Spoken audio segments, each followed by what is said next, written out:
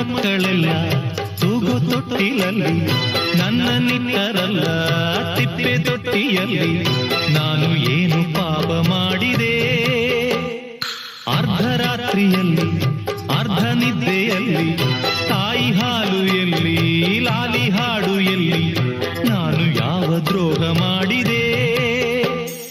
ಭೂಮಿಯ ತುಂಬ ಅನಾಥರೆಂಬ ಕೋಟ್ಯಾನು ಕೋಟಿ ಕೂಗು ಇದೆ.